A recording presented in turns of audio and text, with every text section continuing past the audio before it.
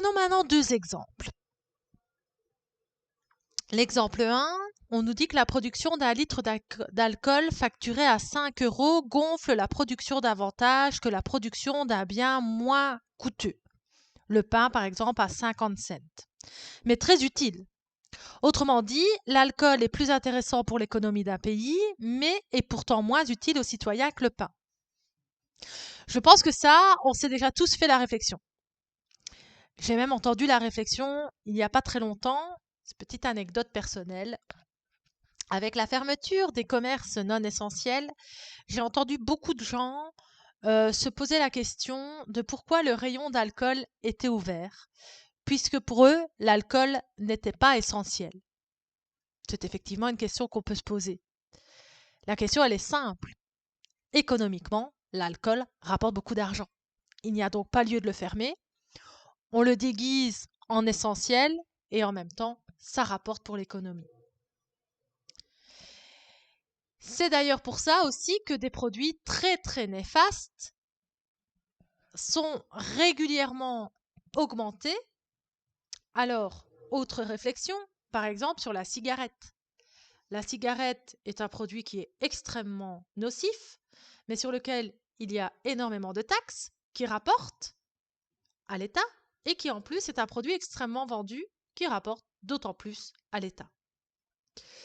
La cigarette en elle-même, on essaye de dissuader les gens d'en prendre, puisqu'on estime que c'est effectivement très dangereux pour la santé. On fait plein de campagnes, on met des images chocs sur les paquets, on augmente le prix.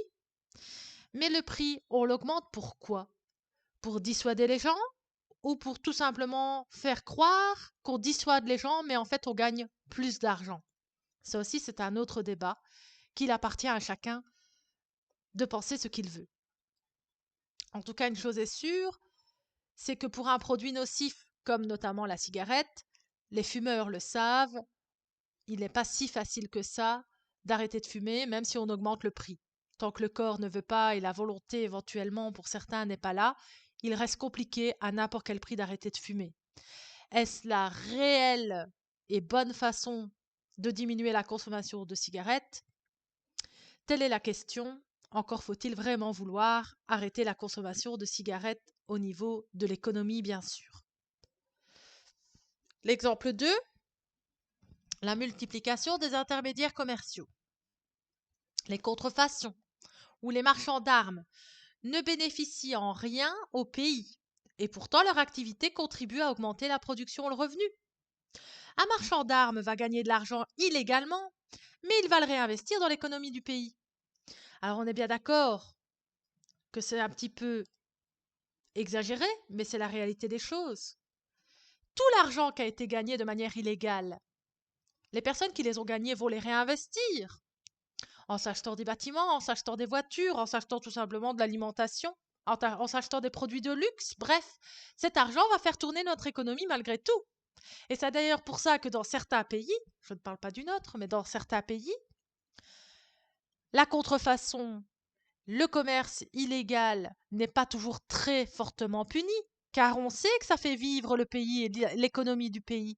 En tout cas, dans certains pays, c'est leur philosophie, ne pas forcément punir très sévèrement la contrefaçon et le trafic de drogue ou d'armes, car malgré tout, ça génère des flux monétaires, de l'économie, de l'argent qui est essentiel à la survie du pays.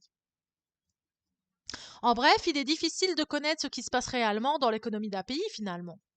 Entre ce qui ne rentre pas dans le circuit économique classique dû au troc à votre jardin ou à votre réutilisation en deuxième main, ou tout simplement ces trafics illégaux qui génèrent de l'argent mais qu'en fait normalement réellement ils n'existent pas mais ils sont bien là et génèrent de l'argent, ben finalement on est d'accord que les limites des agrégats elles deviennent de plus en plus limitées, c'est clair de le dire, les statistiques sont de plus en plus faussées. Les flux monétaires ne sont pas connus avec la même précision que les chiffres du commerce extérieur sont exacts, sauf s'il y a fraude douanière. Les salaires sont facilement mesurables, mis à part le travail non déclaré, parce que ça aussi, ça fait partie de ces statistiques qu'on ne connaît pas, le travail au noir, le travail non déclaré. Tout ça, évidemment, ne rentre pas dans le circuit économique. Les agrégats essayent de justifier et de limiter notre méconnaissance de notre économie. On va donc dire que les agrégats essayent de donner une image plus ou moins de l'économie d'un pays, mais on sait qu'elle n'est absolument pas réaliste, mais ça donne plus ou moins quelques idées, en tout cas sur certains secteurs de l'économie.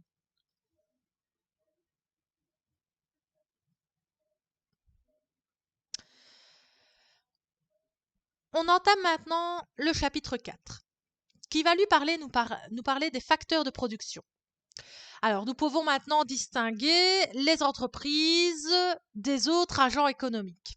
On l'a vu, dans le circuit économique, on a les ménages, les entreprises, l'État et le reste du monde. Les entreprises sont donc à eux seuls un agent économique qui va intervenir avec les autres agents économiques. Nous savons que leur activité est orientée vers la production de biens et de services destinés à la vente.